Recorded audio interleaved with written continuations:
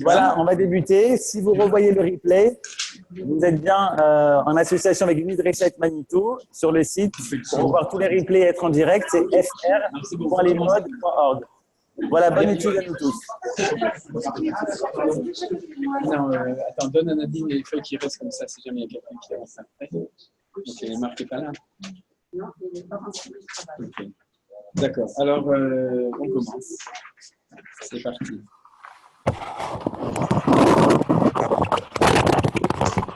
Alors, bonsoir. On a dit qu'on parlerait du michté. Et on a reçu des échantillons ici pour ceux qui viennent directement au cours Baruch Rofei Cholim. Et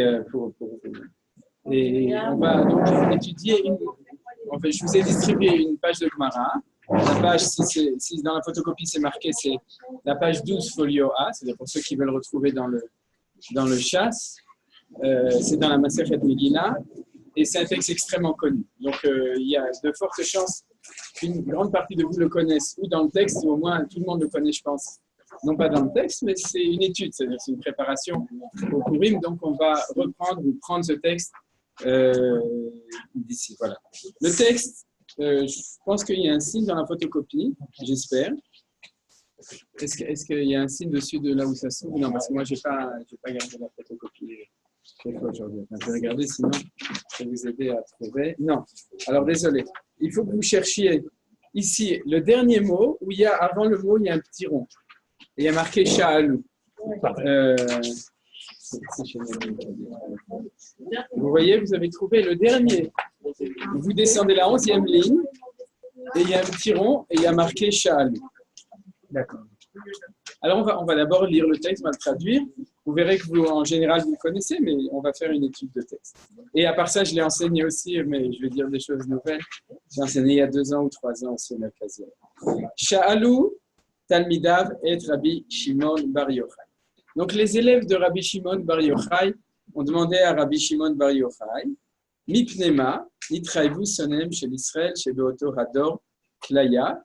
Pourquoi est-ce que Sonem chez l'Israël, c'est ce qu'on appelle le Lachon Saginaor, c'est-à-dire que on parle comme les Juifs de cette génération ont été condamnés à l'extermination. Klaya, c'est l'extermination, c'est le même mot que l'Echalot Vayichulu, c'est-à-dire terminé, c'est-à-dire la solution finale. Et pourquoi Sonem chez l'Israël, c'est les Juifs eux-mêmes. Mais pour ne pas dire, alors on dit ceux qui haïssent Israël. On ne veut jamais dire une malédiction sur un Juif, ça ne se fait pas. Tu vois où c'est ou non? Alors, Nadine, tu veux nous...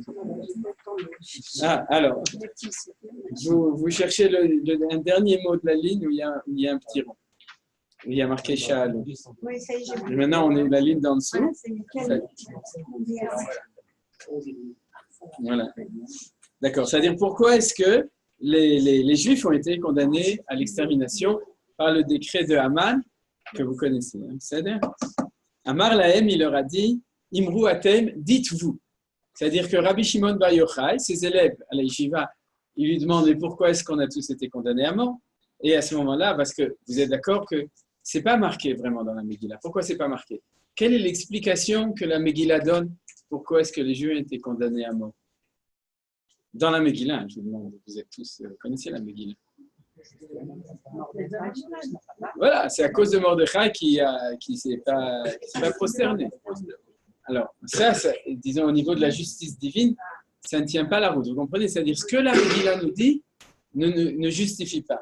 Ce n'est pas possible que tous les Juifs vont être condamnés à mort parce qu'il y a un Juif qui ne se prosterne pas, qui énerve Haman, et à ce moment-là, du coup, il a dit, ben, puisque c'est comme ça, alors on va tuer tous les Juifs. D'abord, ça n'explique pas pourquoi est-ce que, au niveau de la justice divine, ça ne peut pas non plus, ce n'est pas cohérent au niveau du fait que Achashverosh accepte. C'est-à-dire, si Achashverosh accepte ça, c'est qu'il y a quelque chose en dessous. Ça ne peut pas se passer de cette manière-là. Alors, la Gemara, elle cherche les vraies raisons. Vous êtes d'accord? Et qui est celui à qui on demande? C'est-à-dire, qui est celui qui est cité dans la Gemara? Rashbi, Rabbi Shimon Bar Yochai. Ça va automatiquement nous amener à quoi? À une explication au niveau du Pshat? Voilà. Rashbi, Rabbi Shimon, ouais, c'est la Kabbalah. Donc, même quand il est dans la Gemara, il est toujours profond. C'est-à-dire, pas comme dans le Zohar, ce n'est pas la même chose. Mais malgré tout, on peut s'attendre à ce qu'il y ait une recherche qui est profonde. Donc, il leur a répondu, Imru atem, dites-vous vous-même. C'est-à-dire, il a dit aux élèves, vous n'avez qu'à dire vous. Amroulo, ils lui ont dit, Mipne she'enenu miseudato sheloto racha. Parce qu'ils ont mangé à la Seouda, au repas, donc c'est comme ça qu'on est arrivé au Mishté, c'est-à-dire de Otoracha, de Achashverosh, de Teracha. Vous connaissiez cette explication. Il y a quelqu'un qui ne connaissait pas, non, il n'osera même pas le dire parce que tout le monde connaît. Alors, d'accord, c'est-à-dire tout le monde le sait. Ce qui est intéressant, c'est que ce n'est pas l'explication officielle, puisque c'est l'explication des élèves. C'est-à-dire, on va voir, ça ne s'arrête pas là. C'est-à-dire que Rabbi Shimon Bar Yochai ne va pas s'arrêter là. Ce qu'on nous a toujours enseigné, ce n'est pas vrai, ce n'est pas l'explication, puisque c'est celle des élèves, ce n'est pas celle de Rabbi Shimon Bar Yochai lui-même. C'est ça qui est intéressant. C'est-à-dire ce qu'on nous raconte, ce n'est pas forcément la vérité. Alors, on va voir. En tout cas, vous connaissez, hein, vous saviez. Alors, Imken, Amar Lahem, c'est-à-dire, je crois qu'il y a une dire ça, je vais voir. Oui, Amar Lahem. C'est-à-dire, ce n'est pas marqué, c'est entre parenthèses dans la petite lettre. Il leur a répondu, Imken Shebe Shushan Yargu, Shebe Chol Haolam Kulo Al Yargu. Si c'est comme ça que ceux de Shushan soient condamnés à mort, mais pas ceux du monde entier. Parce que quels sont les Juifs qui ont participé au festin, au Mishté? C'est ceux de Shushan. Vous vous souvenez, c'est-à-dire que pendant 180 jours, il avait fait un festin de 6 mois qu'avec les notables, les grands, c'est-à-dire les dirigeants. Il n'y avait pas tellement de Juifs dedans, il y en avait peut-être un ou deux. Mais ensuite, pendant 7 jours, il a fait un deuxième festin pour tous les habitants de Shushan. C'est-à-dire, et dans ce festin, tous les Juifs de Shushan ont participé au festin. Alors donc, quand les élèves de Rashbi, de Rabbi Shimon Bar Yochai, ils ont dit Mipnei she'enenu, il a parlé des habitants juifs de Shushan. Et à ce moment-là, Rabbi Shimon Bar Yochai leur dit, si c'est comme ça, que soient punis les habitants de Shushan, mais pas ceux qui habitaient dans le monde entier. Ali Argou. La vérité, c'est que premièrement, et c'est pour ça que vous connaissez, c'est que tout le monde donne une explication à cette réponse. Pourquoi tout le monde donne une explication? Pourquoi on ne se suffit pas? Il y en a plusieurs. Voilà, non, mais c'est pas vrai, parce que dans la Torah, il y a toujours 70 faces, et en fait, c'est en faisant l'union de tous qu'on réussit à avoir. Mais c'est parce que c'est pas. Qu'est-ce que tu disais? Parce qu'il y a plusieurs. Les gens donnent plusieurs. Non, il y a des fois parce que c'est pas plausible. Oui, mais parce que là, on en donne une. Mais là, c'est pas tellement logique. Parce que tu as mangé au festin au Mishté de Achashverosh, tu vas être condamné à mort. Vous comprenez? C'est-à-dire là, Rashbi, ça ne dérange pas. C'est-à-dire quand ils ont dit ça, ils disent OK, tous les Juifs de Suse, ouais, ils méritent. Mais ils méritent pourquoi? Parce qu'ils ont mangé. Alors vous savez que ce qu'on nous a appris au Talmud Torah à Paris ou autre part, en Navarre, qu'est-ce qu'on nous avait expliqué? Du Beth Amikdash. Oui, ça c'est une bonne réponse, Dafka. Je ne sais pas si c'était au Talmud Torah, mais je crois que c'était plutôt un peu plus tard. Alors qu'est-ce qu'on nous avait enseigné au Talmud Torah? C'était pas caché. Voilà. Ah, c'est pas caché, c'est pas caché. Quoi, c'était pas. D'accord, mais quand tu as rattrapé les classes que tu avais ratées. Alors. Vous vous souvenez, c'est-à-dire le vin n'était pas cachère, le manger n'était pas cachère, ils avaient oublié de faire Netilat Yadayim avant. Ils n'avaient pas fait la bracha, ils n'avaient pas de kippa sur la tête, ils n'avaient pas fait Birkat Hamazon, etc. Quoi? Quoi?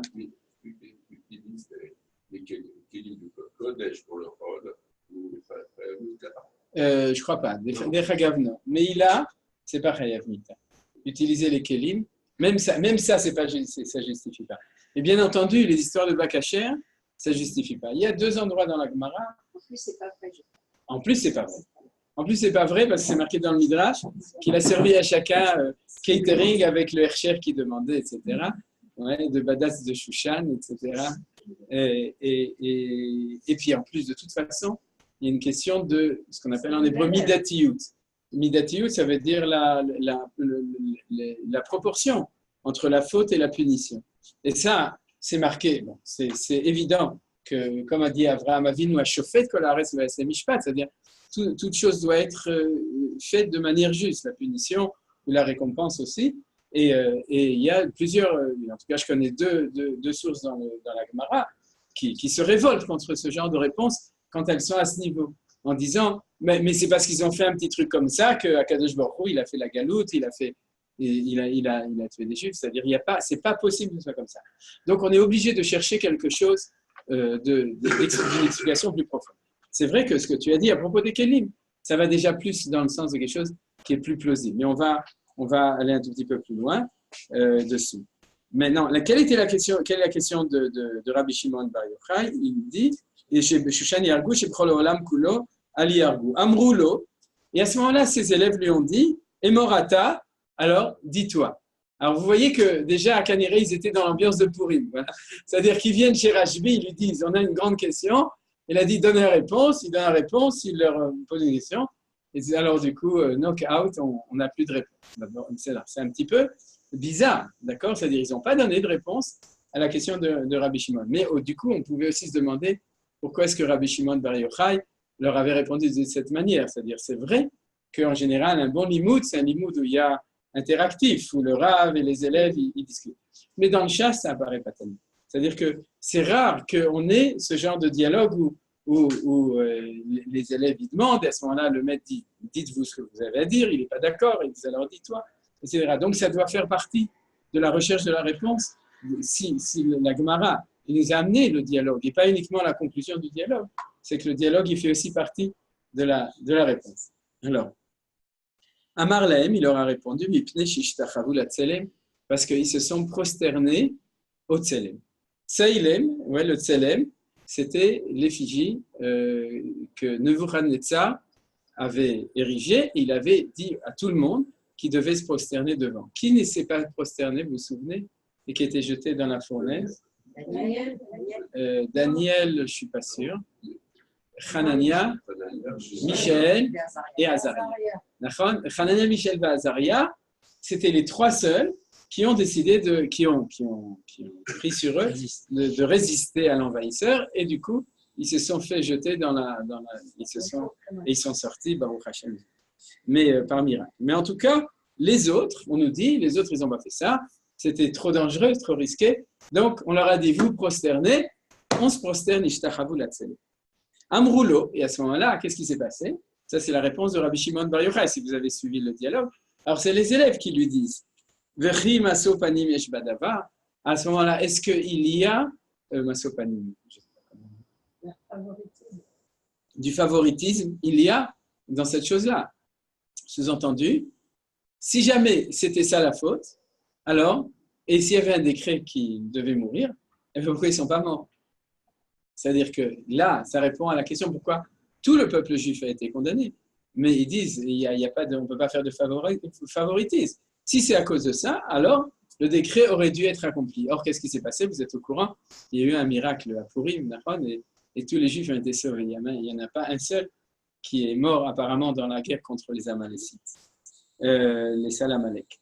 Et donc, Amar Lahem, il leur a répondu, ils n'ont fait ce qu'ils ont fait que le fanim. Le fanim, ça veut dire quoi? Quoi pour la façade? Ouais, c'est pas bifnim, c'est le contraire. Le fanim, c'est pour la façade, ouais, extérieurement. Et donc, Akadosh Baruch Hu, il leur a fait ça que extérieurement. Veinu dirtiv ki lo anabilibo. Bon, le dernier passage, c'est moins important. Mais en tout cas, c'est donc Akadosh Baruch Hu leur a fait extérieurement. C'est quoi qu'il leur a fait extérieurement? Il leur a fait peur. Il leur a fait croire qu'ils allaient tous mourir. Mais en fait, Akadosh Baruch Hu, il leur a fait une blague. Il a fait semblant et en fin de compte, il les a sauvés. Il avait décidé depuis le début, apparemment, selon ça, de les sauver. Et donc, c'est pour ça qu'ils ont été sauvés. Voilà, ça c'est le Midrash. Vous voulez poser des questions? Si moi, c'est moi qui pose la question. C'est-à-dire tous les Juifs de Perse se sont tous prosternés, c'est ça? Oui. Sauf Mordechai. Non. Sauf Hanania, Michel et Azaria. Parce que Mordechai, c'était devant Aman. Et là, c'était devant l'effigie qu'avait érigé Nabucodonosor, Nebuchadnezzar, le roi de Babylone. Donc, c'était pas au moment du festin de Purim. Donc, tu poses une question sur Rabbi Shimon Bar Yochai. Mais c'est bien, non, je comprends pas. Mais tu as raison. Le problème, c'est pourquoi la Gemara ne le demande pas. C'est-à-dire ta question, elle est, si déjà, la Gemara s'est arrêtée dessus. Elle a apparemment effacé la raison officielle que vous connaissiez, que le peuple juif, il a profité du Michté. Parce que si c'était à cause du Michté, de nouveau, tous les juifs de l'Empire ne devaient pas être punis. Et Rabbi Shimon Bar Yochai qui a donné réponse, il a aussi répondu à la question de ses élèves, alors que ses élèves n'ont pas répondu à la question de Rajbi. Donc en fait, les élèves ont été donc leur réponse a priori elle n'est pas bonne, et la réponse de Rabbi Shimon Bar Yochai c'est la bonne. Le problème qui se pose, c'est le problème que tu demandes. C'est que quand est-ce qu'ils se sont prosternés? 70 ans avant. Au moment de la destruction du temple, le temple a été détruit 70 ans avant par Nabucodonosor. À ce moment-là, ils sont arrivés en Babylone. En Babylone, Nebuchadnezzar, qui était un tyran, ça se prononce plus facilement en ivri, qui était un tyran, a érigé cette truc, a demandé à tous les juifs l'allégeance à son système à lui, et tout le monde s'est prosterné. C'est-à-dire, mais seulement à ce moment-là, la question que vous avez dû demander, c'est mais alors pourquoi tu ne les as pas tués à ce moment-là? Voilà. C'est la question qui est sous-entendue, et c'est complètement étonnant, et même incompréhensible, pourquoi la Gemara ne la demande pas. Vous comprenez? Parce que si déjà, on est dans un dialogue où chacun essaye de comprendre ce que l'autre dit et cherche une couchia, c'est-à-dire une difficulté, alors c'est ça la question, elle n'est pas marquée. C'est 2 générations après. En fait. Oui, 2 générations après. 70 ans, c'est énorme. C'est vraiment, c'est-à-dire, c'est sûr. Ils auraient pu même la poser la question de manière rabbinique. Comment c'est de manière rabbinique? Loyumtu banim à la vôtre. C'est-à-dire que les enfants ne peuvent pas mourir à cause de la faute des pères. Donc, puisque c'était d'autres personnes, sans doute, sauf les vieillards de l'époque, mais puisque c'était une nouvelle génération, eh bien, on ne peut pas les punir. Vous avez compris? Donc, il y a quelque chose qui ne colle pas dans mais la génération n'a pas changé, c'est qu'ils sont restés en galoute, ils ont continué à se prosterner devant le roi Achashverosh.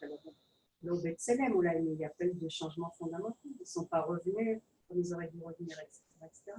Ouais. Donc, on peut partir du principe que finalement, ils font comme leur père. Ils font comme leur père, il y a fait. Très bien, on va aller dans ce sens. Les enfants, ils ne peuvent pas prendre pour les parents, il n'y a pas possible de voir que les deux viennent de une génération et que les enfants peuvent prendre ces 3-4 générations. Très bien. La Gemara, elle demande. Il est marqué d'un côté, Loyumtu avot albanim, banim loyumtu ala votam. Donc, on n'écope pas pour les parents, pour les enfants. Et d'un autre côté, il y a le pasuk dans les 10 commandements, Poked avon avot albanim, albene banim. C'est-à-dire qu'Akadosh Baruch Hu, il garde, mais il punit, il continue à punir à 4 générations après. Donc, alors comment on fait pour... Voilà, c'est la Gemara qui dit... Oui. C'est pas tout de suite de nous garantir. Mais un certain temps, ça vient doucement, et ils essaient de nous combattre, et à un moment donné, il faut le faire aussi, mais là, ça tombe. Ah, ça c'est une réponse au niveau des ennemis, mais pas au niveau de la volonté de Akadosh Baruch Hu. C'est-à-dire, si Hachem il avait voulu, il aurait dû le faire selon la justice divine. C'est-à-dire, puisque c'est là, on s'occupe de ça. Au niveau de la réelle politique, tu as raison. Alors, la Gemara, elle répond, c'est-à-dire que lorsque les enfants, ils continuent à faire la même chose que leurs parents, alors Akadosh Baruch Hu dit, tu fais, on te compte aussi la faute des parents, puisque vous faites la même chose. Alors, à ce moment-là, la réponse des élèves, alors qu'on peut rejoindre ça. Il a fait. Le fait qu'ils ont envie d'un équilibre, c'est encore que tu as les gens, c'est pas une humiliation, mais c'est leur truc. Il a fait mieux, Metsuyen, voilà. Quoi? Tout le monde n'a pas mangé dans les pays. Voilà, alors on va répondre. On s'approche de la réponse tous ensemble.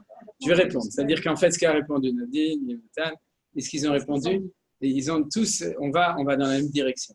C'est-à-dire qu'en fin de compte, si la Gemara nous raconte les 2 explications, et si on a appris aussi la deuxième, c'est qu'elles sont complémentaires. C'est-à-dire que ni l'une n'est suffisante, à cause de la question de Shushan et pas les autres, ni l'autre est suffisante à cause, non pas du problème géographique, mais du problème historique, puisque ce n'est pas la même génération. Et en fin de compte, la réponse que je vais vous donner, c'est une réponse qui va intégrer les 2. C'est-à-dire intégrer en même temps la réponse de Rabbi Shimon Bar Yochai et la réponse des élèves de Rabbi Shimon Bar Yochai, les 2 ensemble. Alors pour ça, le premier, de manière générale, on va aller dans votre sens. C'est-à-dire que le Michté est significatif du même problème que le problème de s'être prosterné auparavant. Et puisqu'il est significatif, alors il peut révéler que le peuple juif n'a pas changé. Et s'il n'a pas changé, alors on le punit pour la première fois. Mais ceux qui ont mangé sont révélateurs pour tout le peuple juif du même symptôme. de la même maladie. Et donc, c'est pour ça que tout le monde peut être puni. Mais la raison pour laquelle ils sont punis, c'est quand même, j'ai oublié de mettre sur ce monsieur, non, je l'ai mis, c'est quand même à cause de la première raison. Alors, tout d'abord, il faut analyser quelle est la faute du fait de se prosterner. Devant qui ils se sont prosternés? On a dit aussi qu'ils se sont prosternés que pour la face, pas sur la face, mais pour la façade. C'est-à-dire, le fanim, c'est pour la façade. Mais quelle était la faute? Quoi? Mais on ne sait pas ce que c'est ce tselem. Il y a une discussion, je vais vous dire, il y a une discussion entre Tosfot d'un côté et Maïmonide de l'autre. Pour Maïmonide, la faute c'était de se prosterner devant une effigie d'idolâtrie. Il faut reprendre les textes, etc., dans Daniel, pour bien comprendre. Dans Ilchot Yesodei HaTorah, les lois des fondements de la Torah, Maïmonide dit qu'ils se sont prosternés devant une effigie d'idolâtrie. À ce moment-là, ça explique quelque chose, ça explique pourquoi c'est tellement grave. Et donc, pourquoi est-ce qu'ils auraient pu être condamnés à mort? C'est ce que disent les élèves à Rajbi. Alors, c'est comme ça, alors qu'on leur coupe la tête. Et deuxièmement, on s'explique pourquoi Hanania, Michel et Azaria ont été prêts à mourir al Kiddush Hashem, parce que c'est une des 3 fautes les plus importantes, qui sont Gilui Harosh, Shukudamim et Avodazar. Mais on ne va pas aller dans la direction, parce que la vérité, je n'ai pas tellement de réponse. C'est-à-dire, la réponse que je vais vous donner, c'est plutôt la réponse qui va dans la direction de Tosfot. Tosfot, les Tosafot, vous connaissez, il n'est pas ici, c'est dans Maseret Avodazara et dans Maseret Sanhedrin, ces messieurs sont bons. Les Tosafot, c'est connu, donnent une deuxième opinion. Ils disent non, c'était une effigie royale. C'est-à-dire, en fin de compte, ça représentait Nebuchadnezzar lui-même. Il a demandé à ses sujets de se prosterner devant lui. Alors, se prosterner devant lui, c'est se prosterner devant son effigie. Alors, vous comprenez bien que s'il y a 2 opinions, c'est parce que c'est pas très clair, comme disait Louis XIV. C'est-à-dire, comment il disait? Il était le seul après Dieu, ou non, le roi soleil, etc. L'État, c'est moi, ouais. Mais en tout cas, le roi de droit divin, le roi traditionnellement, Pharaon, etc., quand il disait « prosternez-vous devant moi », c'est parce que c'est moi qui suis le représentant de Dieu. Alors, est-ce que c'est de la Avodazara ou est-ce que c'est de l'allégeance devant le roi? Et c'est ça la discussion entre Maïmonide et Tosfot, c'est-à-dire que c'est une discussion pour savoir quel est le point essentiel, parce qu'on est d'accord qu'il y a toujours les 2 éléments qui sont ensemble. Est-ce que j'utilise le côté divin pour obliger les gens à se prosterner devant moi en tant que roi, ou est-ce que je me prends pour un Dieu et donc vous prosternez devant un autre Dieu que votre Dieu pour que vous reconnaissiez mon Dieu? C'est-à-dire, Chaz v'Chalila, bien entendu. Alors, selon l'opinion de Tosfot, c'était le fait qu'ils se sont prosternés devant l'effigie du roi. Donc, ça veut dire quoi symboliquement? Reconnaître que vous êtes soumis, d'accord, à l'allégeance babylonienne. Vous êtes soumis au royaume babylonien. Jusqu'à maintenant, vous étiez des Juifs en Palestine, c'est-à-dire en Eretz Israël, en Yehuda, vous étiez un pays indépendant. Et puis moi, j'ai détruit le temple, je vous ai amenés en exil, et maintenant, reconnaissez que c'est moi qui dirige le monde. C'est moi, Nebuchadnezzar. Et qu'est-ce que nous dit maintenant? Qu'est-ce que nous dit Rabbi Shimon Bar Yochai? On avance un petit peu dans cette histoire. C'est qu'il nous dit qu'en fin de compte, quand ils ont fait ça pourquoi? Parce que les fanim, c'est-à-dire pour la façade. Mais ça veut dire quoi pour la façade? Ils étaient obligés, parce que sinon on les jetait dans la fournaise. Donc, quoi? C'est des maranes. Ouais, c'était des maranes, exactement. C'était les premiers maranes de l'époque, c'est-à-dire ils faisaient ça, non pas par conviction intérieure, mais par quoi? Sauver la vie. Pikuar nefesh, mais pas pour se sauver, mais en fin de compte, ils l'ont fait pour la façade. C'est-à-dire, à l'extérieur, ils se prosternaient devant Nebuchadnezzar, mais à l'intérieur, ils disaient, non, nous, on est Besséder Gamo, on est juifs, etc., et on reconnaît que c'est pas notre roi, ou c'est pas notre Rambam, c'est pas ça, les divinités, etc. Dans les 2 sens, ça explique pourquoi c'est comme ça. D'accord. Alors, du coup, pourquoi est-ce que Dieu les a pas tués? Oui. Parce que Rambam, dans la lettre de Béni, on a expliqué que quand on se convertit sous pression, ça ne compte pas. Donc, oui. Ça correspondrait. Oui. Une idolâtrie sous pression, D'accord. donc ça ne compte pas. Oui. En fait, ça correspondrait tout à fait à ça. Mais juste, la raison pour laquelle ça correspondrait, le problème, c'est de savoir pourquoi est-ce que Hanania, Michel va Azaria n'ont pas été d'accord. Mais ceci dit, même le Rambam, dans la lettre au Yémen, il explique, si mes souvenirs sont bons aussi, ça. C'est vrai qu'on rentre dans la Sugiya, c'est-à-dire dans le sujet intéressant de tout cela, c'est-à-dire le statut des maranes et tout. D'accord. Tout à fait d'accord, oui. Ouais. Non, Tosot, il dit que non. Il dit absolument pas. C'est quoi? Tosot, il dit que c'est absolument pas d'idolâtrie. Et donc pour lui, il y a quand même un interdit. Il y a un interdit, oui, de se prosterner. Oui, c'est vrai que c'est un interdit qui est beaucoup moins grave. Du coup, j'ai pas regardé le Tosot. Peut-être, si mes souvenirs sont bons, qu'il avait quand même utilisé un argument d'idolâtrie, mais on savait que c'était pas pour ça. Il a, par exemple, mis une effigie d'idolâtrie devant, mais on savait que c'était une interdit. Il fallait se prosterner pour reconnaître sa royauté. Israël n'ont fait aucun intérêt. Enfin, ils avaient raison de se prosterner, puisqu'on peut sauver sa vie. Ah, bien sûr, bien entendu. Bien entendu. Donc, ou bien, comme tu dis, ou bien, comme vous dites, c'est-à-dire comme selon le Rambam, que même pour Avodah Zarah, si on fait pour sauver sa vie, etc., alors il dit qu'on a bien que le Rambam, il dit que la meilleure solution, c'est de s'enfuir, c'est-à-dire de ne pas faire ça, etc. Bon, on rentre dans toute la Sugiya des Maran. Alors, pour revenir ici à nous, tu as raison. Ils avaient raison de le faire. Alors, comment est-ce qu'on peut lier ça avec ce qui se passe, avec la deuxième explication, avec le Mishté, puisqu'on doit finir à arriver au Mishté. Alors, on va revenir à ce que vous avez dit à propos des Kélim.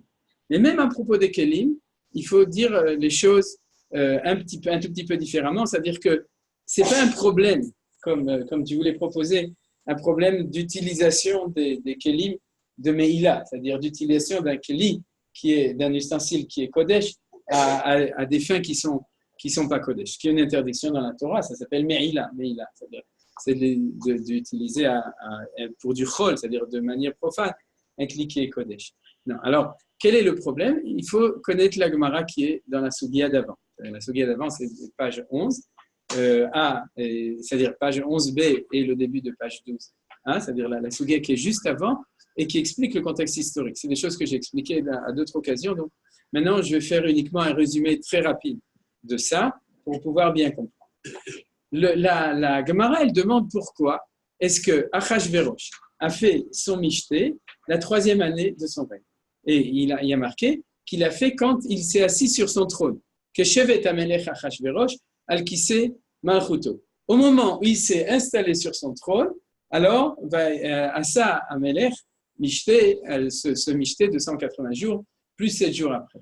Et la Gemara, elle ne veut pas accepter que Shevet Amelech Achashverosh, c'est que comme il avait pris le pouvoir de manière assez violente, ça lui a pris 3 ans jusqu'à ce qu'il réussisse à installer son pouvoir, qu'il s'est battu contre tous ses opposants. Il y avait les Grecs en plus de l'autre côté avec les guerres puniques. Donc, il n'était pas tranquille. Et au bout de 3 ans, les commentaires pashtanim, simples, ils disent que c'était ça la raison. Mais la Gemara n'accepte pas. Elle dit comme ça. Elle dit que pourquoi ça lui a pris 3 ans? Pour une raison qui est tout à fait différente. Quelle était la raison? C'est qu'il a fait un calcul des 70 ans. C'est-à-dire qu'il y a marqué dans Yirmiyahu qu'au bout de 70 ans de l'Empire babylonien, il y aura là le retour à Sion. Il y aura la Géoula qui va venir. Et Achashverosh, je passe dans les détails, Achashverosh a fait un calcul tout à fait spécial. Il a dit comme ça, je vais faire le calcul quand est-ce que cette date doit arriver, la date fatidique de la Géoula. Maintenant, on va parler de manière très claire de la Géoula. Et il s'est rendu compte que c'était la 2e année de son règne. Donc, il a dit, qu'est-ce que je vais faire? Je vais pendant toute cette année empêcher les Juifs de revenir en Israël. Je vais les empêcher de reconstruire le temple. Et c'est ce qu'il a fait, parce qu'on sait d'autres textes du livre de Ezra. Il les a empêchés, ce qu'on appelle en bon français le Sefer Halavan, vous connaissez le livre blanc? C'est-à-dire qu'il a empêché le processus de continuer, parce qu'il avait déjà commencé à l'époque de son prédécesseur, de Cyrus, de Koresh. D'accord? Et à ce moment-là, déjà, il y avait l'essentiel des Juifs qui devaient revenir en Israël qui étaient revenus, et ils avaient fait les fondations du temple, ils avaient commencé à faire des sacrifices, mais ils avaient été, en fin de compte, on les avait arrêtés. Koresh avait fait cet édit du livre blanc de l'époque, et Achashverosh a continué cette chose-là. Mais pourquoi est-ce qu'il le fait tout ça? Parce qu'il veut empêcher la Géoula. Pourquoi il veut empêcher la Géoula? C'est une grande question. Alors, la Gemara explique. Parce que pour les Goïms, si jamais il y a une prophétie, c'est quelque chose qui est complètement déterministe. C'est-à-dire que si jamais Dieu a dit au prophète, dans 70 ans, il y aura la Géoula. Alors, où il y a la Géoula, ou si on l'empêche cette année-là, alors le peuple juif ne reviendra plus. C'est ce qu'on appelle le mythe du juif errant éternel. Si on a réussi à empêcher Dieu de faire la Géoula, alors c'est fini, Hachem, il ne va plus la faire. Nous, ça nous fait un petit peu rigoler. Pourquoi ça nous fait rigoler? Parce que ce n'est pas notre conception de la relation entre Akadosh Baruch Hu et nous. Il y a toujours l'occasion de faire tchouva, de faire tikkun. Il y aura sûrement une autre occasion, etc. Et de toute façon, si Hachem il l'a promis, comme on l'a vu la semaine dernière, alors il va l'accomplir. Mais les goïms, ils ont, quand tu leur donnes un pasouk, tu donnes un pasouk de la prophétie, pour eux, la notion de prophétie, c'est pas du tout comme ça. C'est une volonté déterminée, et si nous, hommes, on réussit à l'empêcher, alors c'est fichu, il n'y aura plus de Géoula. Vous avez compris, c'est pas une conception juive des choses, c'est une conception idolâtre des choses, qui voit tout système comme un système déterministe, où ce qui a été décidé par le bon Dieu, ou par la nature, ou par l'ADN, c'est comme ça. Midat ADN. S'ils pensent ça, alors comment ils peuvent penser que les actions des hommes peuvent changer cela? Ah oui, ça c'est une bonne question. C'est-à-dire que la Gemara, elle sous-entend qu'ils pensent comme ça. Maintenant, si tu me demandes pourquoi ils pensent comme ça, c'est parce qu'ils pensent que derrière eux, il y a aussi un Dieu. Ils ne sont pas monothéistes du monothéisme hébraïque. Ils pensent que eux, avec leur Dieu qui est avec eux, Gott mit uns, ils pensent qu'ils peuvent se battre contre notre Dieu, ou bien, dans ce cas-là, que notre Dieu, c'est leur Dieu et plus le nôtre. Bon, il y a différentes variantes de ce genre de choses, et en fin de compte, ils ont, c'est vrai, ils ont une pensée de pouvoir, en fait, empêcher la volonté divine, mais, ce qui est très important, de manière définitive. C'est ça que nous raconte la Gemara. Et donc, qu'est-ce qu'il a fait? Il a attendu que la deuxième année se passe, et une fois que la deuxième année était passée, alors il a senti qu'il était assis sur son trône de manière définitive. Quand il a marqué que Shevet Hamelech al Kisei Malchuto, quand il s'est assis, c'est pas que jusqu'à ce jour-là, pendant 3 ans, il était à la foire du trône, c'est-à-dire qu'il n'était pas sur son trône, il s'asseyait dessus, mais il n'était pas tranquille, parce qu'il sentait qu'il n'était pas installé. Mais qu'est-ce qu'on apprend de là? Que pourquoi il a voulu empêcher la Géoula? Parce que pour lui, alors maintenant j'ai parlé de comment il a pensé qu'il pouvait empêcher la Géoula, c'est ça que j'ai expliqué maintenant. Mais pourquoi il voulait empêcher la Géoula? Qu'est-ce qu'il pense? Que la Géoula, qu'est-ce que ça va faire pour lui, pour M. Hajar? Voilà. C'est-à-dire que si le peuple juif, si la Géoula arrive, eux, ils s'en fichent. C'est-à-dire c'est ou ça, ou ça.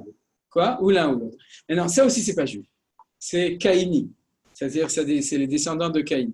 C'est-à-dire c'est la conception binaire que si je veux exister, alors tu ne veux pas exister, donc je te tue. C'est-à-dire tu, je, vous avez compris? C'est-à-dire que c'est ou toi ou moi. C'est impossible que ce soit les deux ensemble. Ce qu'ont fait les chrétiens dans leur théologie, c'est-à-dire de manière absolue, de la même manière. Ils ont inventé le fait que Hachem, le même, notre Dieu, les a choisis eux. Nebuchadnezzar, il avait Achashverosh, pardon, il avait une autre variante d'expliquer les choses, mais vous savez ce que c'est de la psychologie. Quand on ne peut pas envisager la possibilité de coexister avec les autres, alors chacun, selon son système de pensée, de théologie, de psychologie, va inventer une manière d'expliquer pourquoi est-ce que ça se passe comme ça. Mais c'est toujours le même schéma psychanalytique, d'accord? C'est toujours le même. C'est-à-dire que Achashverosh dit, il était rachat, vous vous souvenez, auto-rachat. Et la Gemara dit, il est dans le rachat du début jusqu'à la fin. Il n'a jamais fait tchouva, il a toujours été rachat. Même quand il s'est marié avec Esther, il ne s'est pas rachaté. D'accord? Il ne s'est pas racheté, il est toujours resté rachat. Et c'est quoi sa richout? C'est cette pensée que si jamais je veux exister en tant que malchout, à ce moment-là, en tant que royauté, il faut empêcher la royauté d'Israël. C'est pas vrai pour tous les antisémites et pour l'Europe. Oui, mais c'est vrai pour tout le monde, mais bien sûr, c'est la base de l'antisémitisme. C'est la base de l'antisémitisme, c'est de savoir que nous, on prend une place prépondérante dans le monde et que c'est nous qui amenons dans l'histoire et qu'il y a deux possibilités. Ou tu es choutaf, tu es associé, ou tu t'opposes. Si tu es associé, eh bien, quand ça arrivera pour nous, ça arrivera pour toi aussi, et c'est important que les Juifs le disent. C'est important parce qu'il y a des discours aussi de rabbinim qui sous-entendent que quand la Géoula viendra, tous les goïms, etc., etc. C'est-à-dire, et à ce moment-là, en fait, on dit d'abord des choses qui ne sont pas vraies, et ensuite, on aide les arguments, on les renforce dans ce genre d'arguments. On reste dans une solution binaire. C'est-à-dire, on dit, vous êtes binaire, nous aussi on est binaire. Mais ce n'est pas vrai. Ce n'est pas la Torah d'Israël, c'est une autre Torah. La Torah où il n'y a pas de place pour deux. La Torah d'Israël, c'est la Torah où il y a la place pour deux. Donc, il faut dire que si vous êtes associés, alors vous viendrez avec nous. Si vous vous opposez, alors c'est Nachon. Si vous faites tout pour nous empêcher, ben, Kadosh Baruch Hu, il fera tout pour, comme Paro Aracha. C'est-à-dire qu'à ce moment-là, il n'y a pas d'autre solution que de vous éliminer pour pouvoir permettre à l'histoire d'avancer.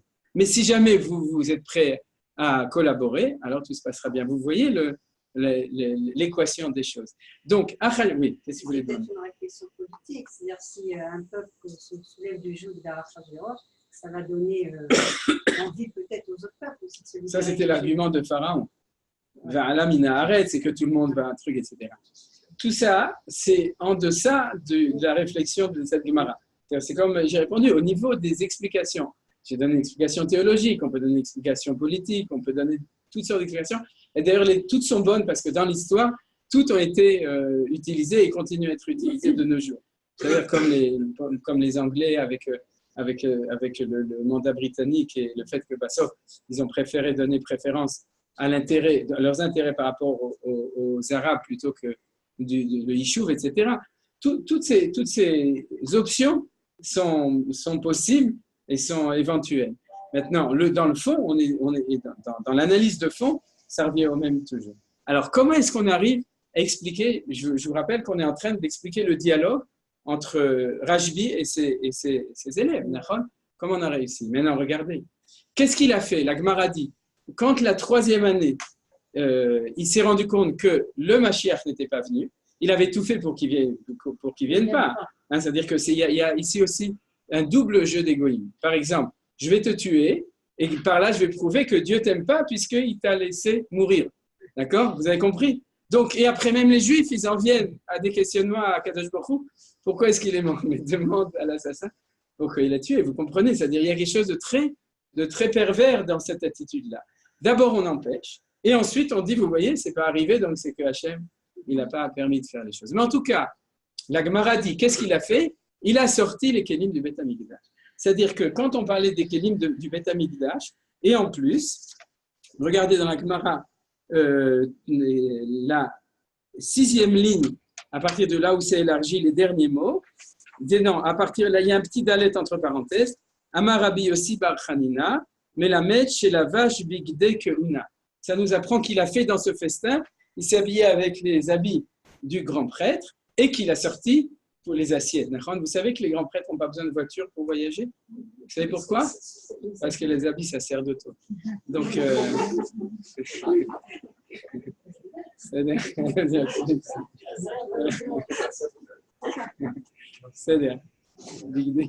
alors donc, lui aussi, Achashvérosh, il a compris qu'il n'avait pas besoin de Rolls-Royce. Il a mis les habits sacerdotaux, les habits du Kohen Gadol. Mais pourquoi? Parce que justement, quelle est l'équation? C'est toujours l'équation de ça.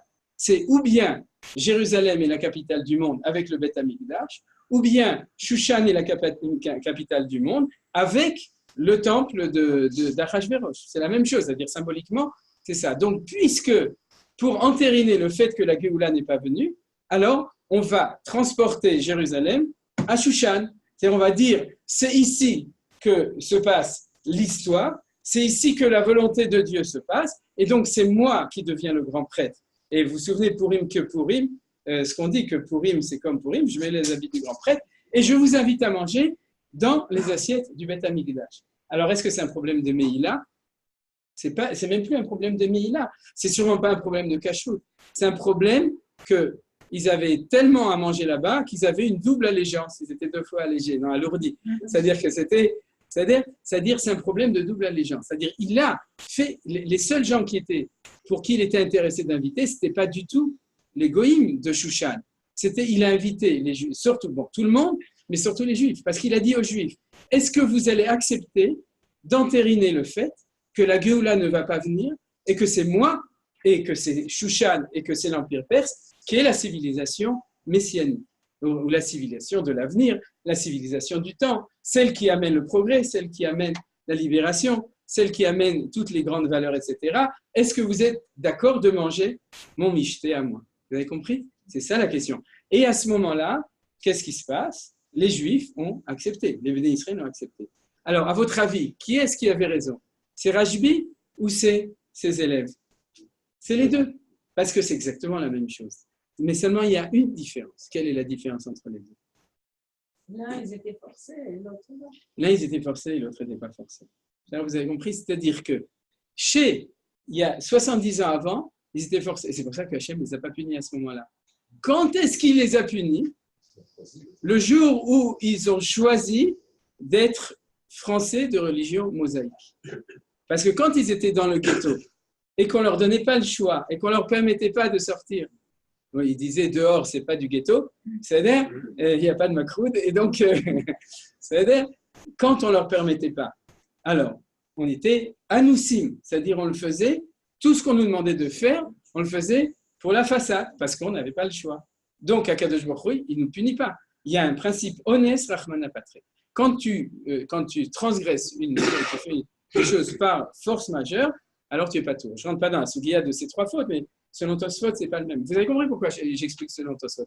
Ce n'est pas que le Rambam n'est pas plausible, c'est que pour Tosfot, c'est clair que c'est le même problème. C'est-à-dire, tu te prosternes devant Nebuchadnezzar, tu n'as pas le choix. Mais tu te prosternes devant Achashverosh, tu as le choix. C'est-à-dire, maintenant, tu as le choix. Pourquoi?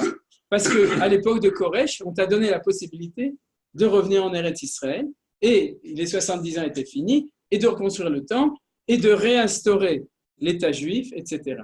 Et à ce moment-là, quand on te l'a donné, eh bien, ceux qui sont partis en Israël, ils sont partis en Israël. Et dans un autre cours que j'ai déjà donné, ou que je donnerai une autre année, on explique que le Purim du 15, c'est le Purim des Juifs d'Eretz Israël.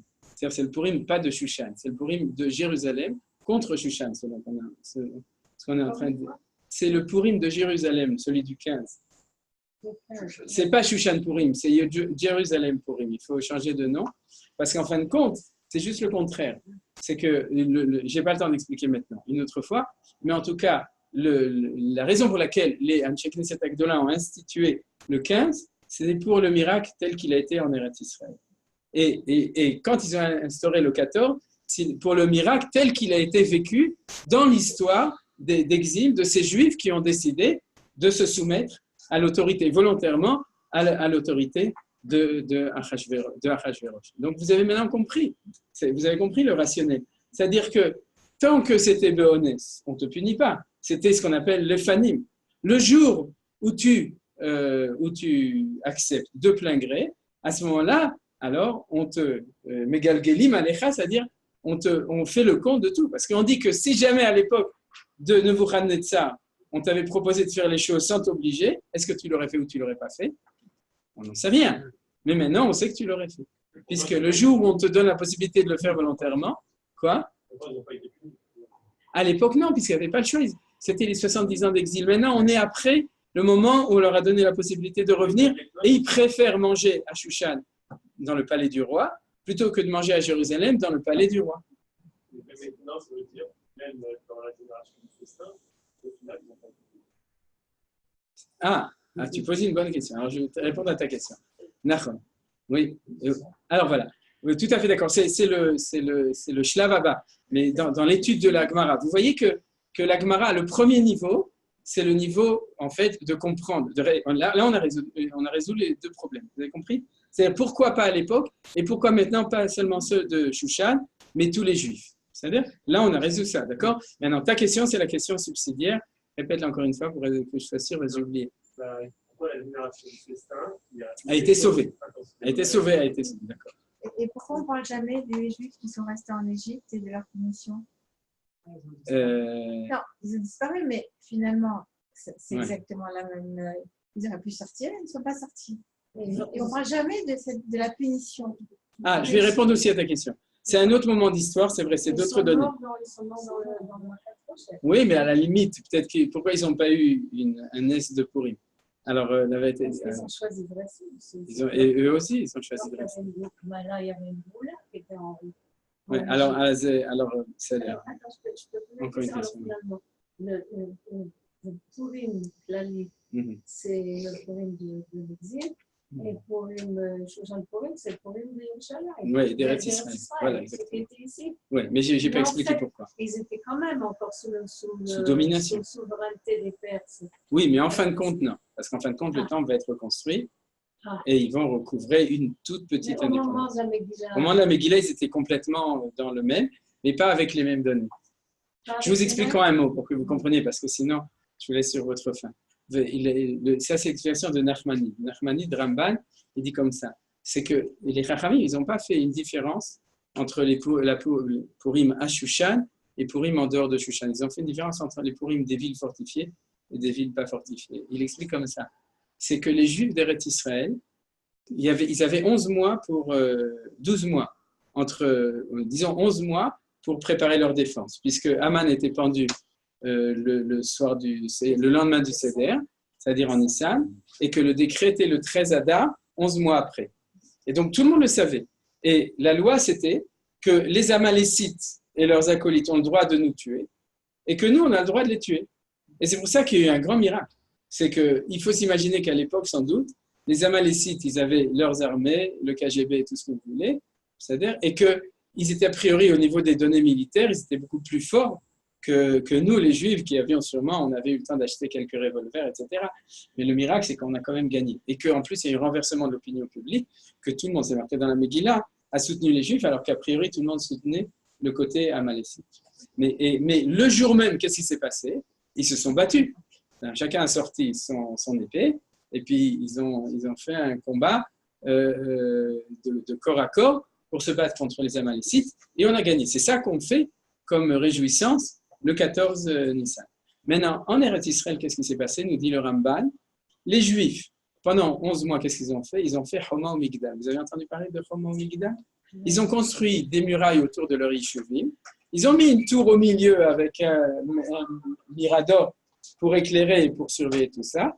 Ils ont mis des gens de la Haganah, du Palmar, du Stern, etc., sur la Choma, c'est-à-dire sur la barricade qu'ils avaient mis autour. Et tous les Juifs qui n'avaient pas pu construire parce qu'ils habitaient dans des petits Yishuvim tout autour, ce qu'on appelle les Ma'achazim, c'est-à-dire les petites collines qui sont autour, eh bien, ils se sont réfugiés dans les Yishuvim qui avaient une muraille tout autour. Il n'y avait aucune surprise, on connaissait la date. Le 12, 2 heures avant l'heure fatidique de Shkiat HaChama, où les Goïms avaient le droit de commencer à tuer et nous on avait le droit, on a fermé la porte barricadée, on s'est mis dessus, et puis on a attendu que les Amalécites, ils arrivent. Ils sont arrivés. Ils ont toqué à la porte. On leur a dit, on n'ouvre pas. Et on a attendu 24 heures que ça se finisse. Et quand c'était fini, on a ouvert la porte, vous n'avez plus le droit de nous tuer. Qu'est-ce qui s'est passé? Il n'y a pas eu de guerre. C'est-à-dire, il n'y a pas eu de guerre dans les villes fortifiées. Maintenant, est-ce qu'en Galoute, on pouvait faire la même chose? Est-ce qu'on pouvait fermer Suse avec une muraille? Ou est-ce qu'on pouvait fermer Bagdad avec une muraille? Non. Pourquoi? Parce que si on ferme avec une muraille, où ils sont les Goïms, c'est à l'intérieur. Et ça, c'est le pire de tout. C'est le ghetto. La Khon, c'est la souricière. C'est-à-dire qu'en Chutz La'aretz, pour être sauvé, il faut être en dehors de la muraille. C'est la fête du 14. C'est les Prouzim. C'est-à-dire, en Eretz Israël, pour être sauvé, quand tu es dans un yishuv juif, il faut construire des murailles et te mettre dedans. Donc, par essence, c'est l'explication du Ramban, par essence, le miracle du 14, c'est le miracle galoutique, c'est-à-dire, où tu te bats, il y a un miracle, etc. Et le miracle du 15, c'est le miracle d'Eretz Israël. C'est pour ça qu'aujourd'hui, Baruch Hashem, c'est à Jérusalem qu'on fait le 15. Et plus que ça, c'est qu'en fin de compte, cette discussion, est-ce que la capitale c'est Shushan ou la capitale c'est Jérusalem? Et Achashverosh disait que c'était Jérusalem, que c'était Shushan. Mais les Juifs d'Eretz Israël, ils ont dit que non, que c'est Jérusalem, ça on le voit très bien, et qu'on va reconstruire le temple. Donc c'est ça qui explique les deux ensemble. C'est-à-dire, alors maintenant, pour répondre, voilà, pour répondre aussi à c'est la troisième fois, j'ai de nouveau oublié parce que j'ai... Pourquoi les Juifs de la génération Sauvé, c'était sauvé, voilà. Alors tout d'abord, c'est pour ça qu'il y a la discussion entre les deux. Pourquoi? Parce que tout le monde sait que dans le fond, le problème de la Megillat Esther, c'est si jamais Dieu voulait les sauver, pourquoi tu as prévu de les tuer? Et si tu voulais les tuer, pourquoi en fin de compte tu les as sauvés? Vous comprenez? Et c'est ça qui sous-tend la discussion entre les deux. Alors tous les deux le savent. C'est les élèves de Rashbi le savent et Rashbi le sait. Alors il y en a un qui va choisir l'explication qui va expliquer pourquoi ils ont été sauvés, il y en a un qui va choisir l'explication pourquoi ils étaient condamnés. C'est-à-dire il y a une dialectique intérieure entre l'opinion de Rajbi et l'opinion de ses élèves sur quelle est la raison pour laquelle on pense qu'il faut les tuer et la raison pour laquelle on pense qu'il faut être sauvé. Et là, dans ce sens-là, qui est-ce qui pense qu'ils sont sauvés? C'est Rajbi, puisqu'il dit ils l'ont fait le famille, ils ont fait que pour la façade. Et qu'est-ce qu'ils pensent qu'ils doivent être tués? C'est les élèves de Rajbi, c'est pas étonnant, c'est les jeunes. Les jeunes, ils sont catégoriques, ils disent il vous avez fait ça, alors il faut juger de manière, il faut payer pour ce que vous avez fait. Vous avez compris? C'est-à-dire que une deuxième raison pour laquelle, il y a deux raisons pour lesquelles il y a un dialogue.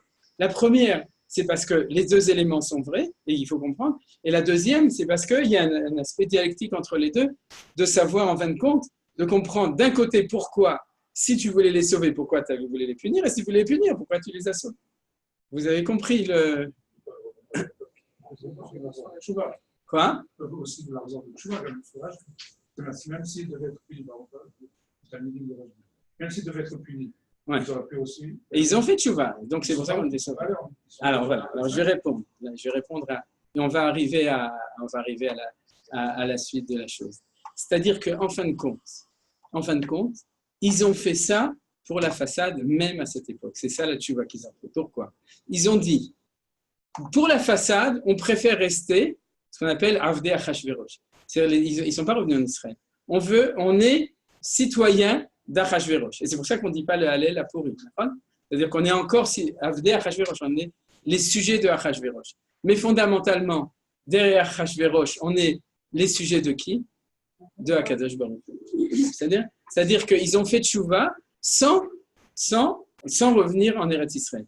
Ils ont dit, on ne veut pas que notre roi officiel soit juif et que notre roi officieux, c'est-à-dire Melech Malachim Amlachim, soit Akadosh Baruch Hu. On préfère rester en Babylone ou à Sus, c'est-à-dire en Perse, parce que la vie est belle là-bas, la vie est douce, mais t'inquiète pas, Akadosh Baruch Hu, derrière ça, on te prend comme roi. Où c'est marqué? Parce que le nom de Dieu apparaît ou n'apparaît pas dans la Megillah? Mais il n'apparaît pas. Mais qu'est-ce que nous ont dit nos sages? Chaque fois qu'il y a marqué Amelech, tu crois que, pour la façade, que c'est Achashverosh, mais qui se cache derrière Achashverosh? Akadosh Baruch Hu Melech Malachim Lachim. Mais c'est quoi ça? C'est tout d'abord parce que c'est comme ça que Hachem dirige l'histoire, mais surtout parce que le peuple juif a réussi à révéler que c'est comme ça que Akadosh Baruch Hu dirige l'histoire. Megillat Esther, ça veut dire quoi?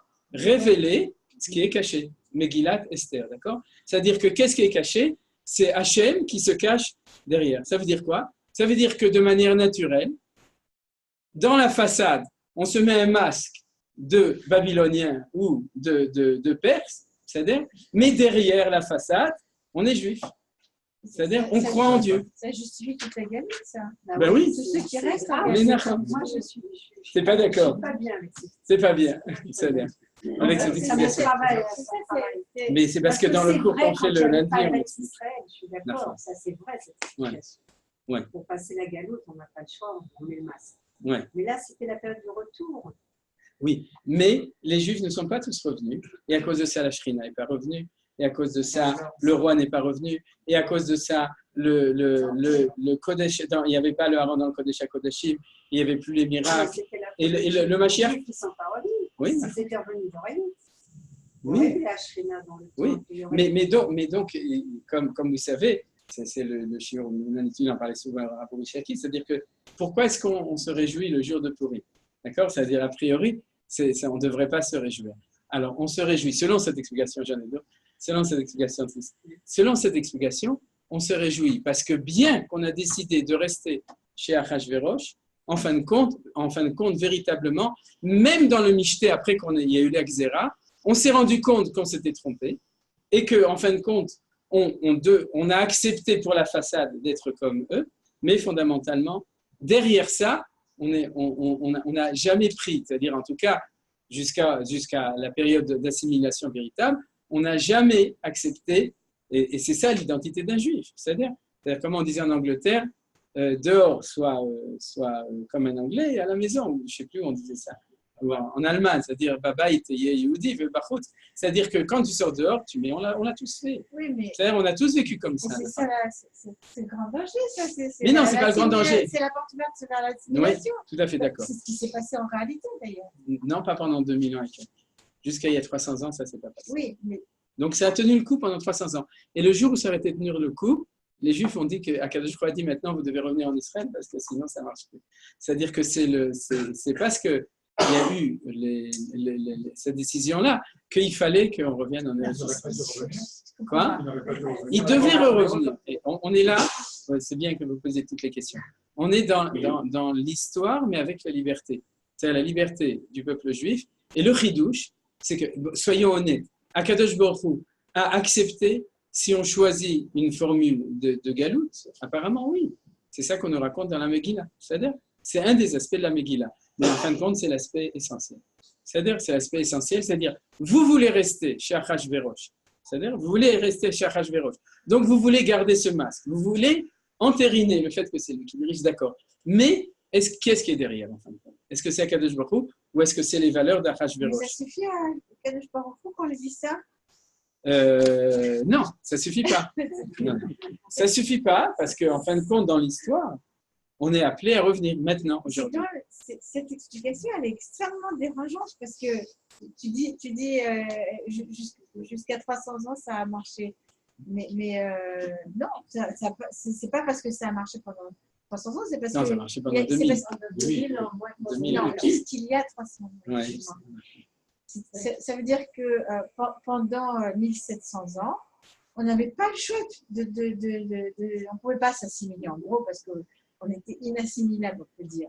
Ouais. Puis c'est à partir du moment où il a commencé à avoir les lumières et l'ouverture des portes du ghetto, c'est pas seulement de notre fait à nous, c'est aussi de l'évolution de l'environnement qui nous acceptait encore en tant que juifs et qui nous a donné la… Tu vois ce que je veux dire? Oui, mais c'est pas la lecture de l'histoire exacte. La lecture de l'histoire exacte, c'est que le jour où le peuple, c'est que des portes ouvertes, on en a eu souvent. C'est vrai que j'ai donné cette comparaison avec le ghetto et tout. C'est-à-dire, mais de manière générale, des opportunités à l'âge d'or d'Espagne, etc., des opportunités pour les Juifs de pouvoir s'intégrer dans la société, on en a eu tout le temps. Et si ça se trouve même à l'époque de Achashverosh, là on en a eu. Et de manière générale, les Juifs, ils ne les ont pas pris. C'est-à-dire que même si ils jouaient avec le feu, c'est-à-dire qu'ils étaient intégrés dans la société, ils savaient que derrière, c'est l'image du juif qu'on connaît aujourd'hui, c'est-à-dire du juif qui est intégré dans la société, mais qui ne perd pas son identité. Mais ça, c'était bien pour avant, c'est fini. C'est-à-dire, d'accord. Et le jour où le peuple juif s'est rendu compte qu'il devait être normal, une partie a décidé qu'on redevenait normal ici, et une autre partie, malheureusement, qui est en train de disparaître, a décidé qu'il voulait être normal dans la galoute. Mais selon cette lecture qui est la lecture de Manitou et du Rav Kook, c'est pas que pour protéger de l'assimilation, Hachem il a fait l'État d'Israël. C'est parce qu'au moment de maturité, après 2000 ans, où le peuple juif a décidé de retrouver une normalité, cette façade était en danger. Mais c'est un signe qu'on veut redevenir normal. Et redevenir normal, c'est revenir en Eretz Israël. C'est pas Quoi? Balémas qui a fait mal. C'est quoi la chutzpah des Israéliens? C'est quoi chutzpah isgé? C'est qu'on ne veut plus un masque. On ne veut plus faire ke'ilu. Ercheani, ani. Je suis comme je suis. Chutzpah, c'est-à-dire qu'on se met à l'extérieur comme on est à l'intérieur. Chutzpah isgé, c'est le processus israélien. C'est ça d'être un chutzpah. Est-ce que ça ne veut pas dire aussi que c'était pas encore vraiment le temps de la Géoula, enfin, c'est quand même la deuxième Géoula, mais est-ce que ça ne veut pas dire qu'on avait encore tout ce travail à faire, 2000 ans à l'extérieur? Alors, on soulève énormément de questions. Je ne peux pas répondre à tout aujourd'hui. Oui. Tu disais que c'est grâce à la galoute, finalement, que les empires sont montés, descendus, etc., et que les Juifs ont survécu parce qu'ils étaient en exil. Oui, mais tout à fait d'accord. Mais il y a énormément de dimensions de tout ça. Alors, je voudrais dire deux choses pour terminer. Oui. Non, mais en plus, pas seulement le monde et le peuple juif n'étaient pas prêts jusqu'à ce qu'arrive le temps de retour. Ils n'étaient pas prêts. Ce qui s'est passé au deuxième temps, c'était pas ça encore. Non, absolument. Ils n'étaient pas prêts, en fait. Ça non. Mais il faut expliquer toute cette maturation. Alors, cette maturation, je veux dire encore deux choses. C'est-à-dire que pour terminer, je voudrais dire deux idées qui peut-être vont nous aider, ou trois idées. La première, c'est que pourquoi est-ce qu'on doit, c'était ça la question, pourquoi on doit faire un mishté à Purim? Or, mishté, ça ne veut pas dire faire une souda, un repas, c'est-à-dire il faut boire. Chayavin eshli besune bepuria adeloyada. Vous vous souvenez, c'est-à-dire il faut arriver jusqu'à adeloyada. Alors, selon ce qu'on a expliqué ici, c'est parce qu'il faut d'Afka, il faut reconnaître qu'on vit avec un masque. C'est pour ça qu'il y en a qui se déguisent à Purim, c'est-à-dire. Mais il faut savoir que la vérité, elle est au-delà du masque. C'est-à-dire qu'il faut arriver à adeloyada, au-delà de la Yediya. C'est-à-dire qu'en fin de compte, on doit tout le temps rechercher la Nekuda, le point qui est profond enfui en nous, qui est notre Neshama, qui est relié avec Akadosh Baruch Hu. Pourquoi? Parce que ça se trouve, le masque, il est tellement épais, et la carapace du masque, elle est tellement épaisse, c'est-à-dire Masecha, c'est un écran. L'écran, c'est l'écran total, qu'à ce moment-là, il faut savoir qu'on doit arriver à cette Nekudat limite, à ce point qui est à l'intérieur. Et c'est pour ça que, contrairement aux autres fêtes où on fait la fête, sur une fête d'une réalité qui est révélée, d'accord? Là, comme c'est ça le problème de l'histoire du judaïsme, c'est l'histoire du judaïsme, d'accord? C'est qu'on finit par cultiver le masque, c'est-à-dire là, d'accord? C'est-à-dire tout ça, etc.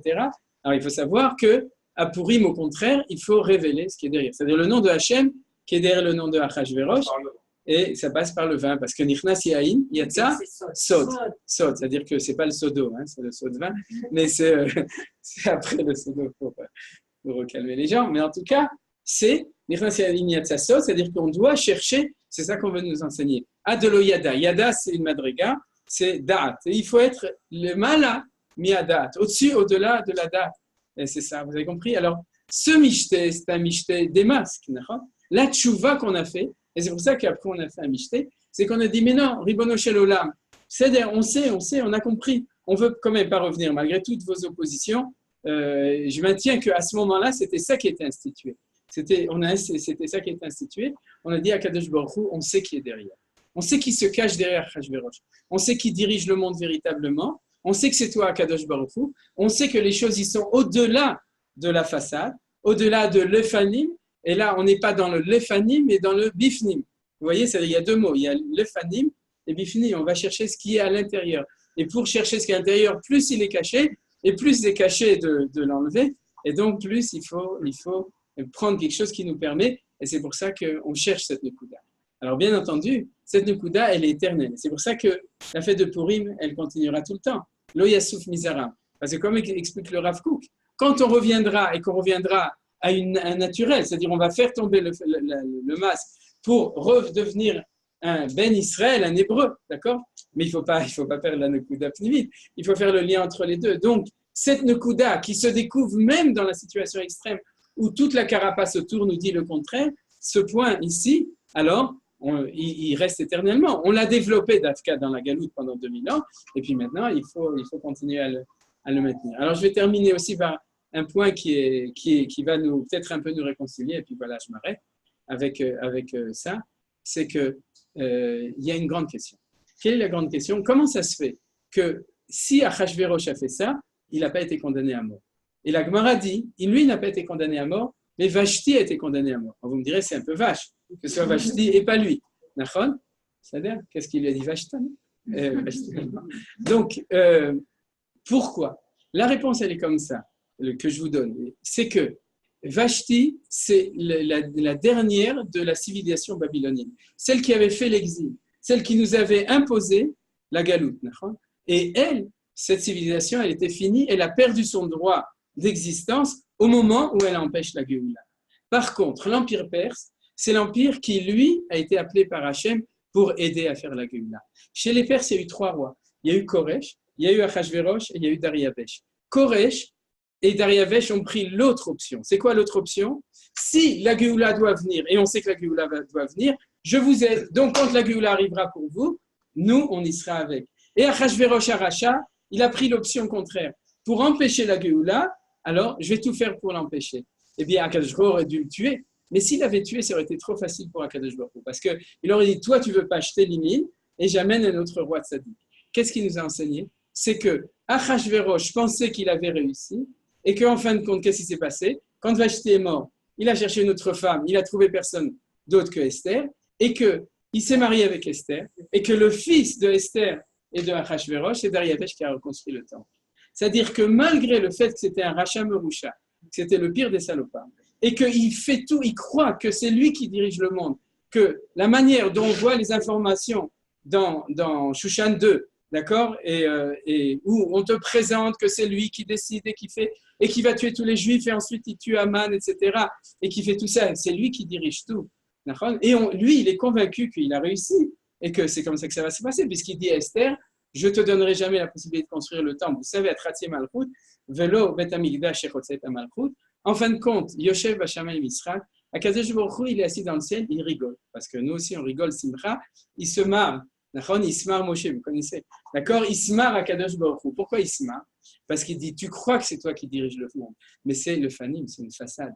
Le monde que l'on voit aux informations, c'est une façade. Et derrière cette façade, non seulement Koresh et Dariavesh qui vont être un associé, comme par exemple aujourd'hui Trem, qui a décidé volontairement d'être associé au programme et pas de s'opposer. Mais même ceux qui croient, qui s'opposent et qui vont réussir à s'opposer, si Akadosh Baruch Hu a décidé que c'est comme ça que l'histoire elle passera, alors il y a quelque chose qui passe derrière, c'est-à-dire que derrière, même Achashverosh en effet, il y a Akadosh Baruch Hu qui dirige son monde et qui dirige l'histoire dans le sens de la Géoula. C'est clair, exactement. Je suis désolé, mais je dois aller à une coupa, donc je n'ai même pas le temps.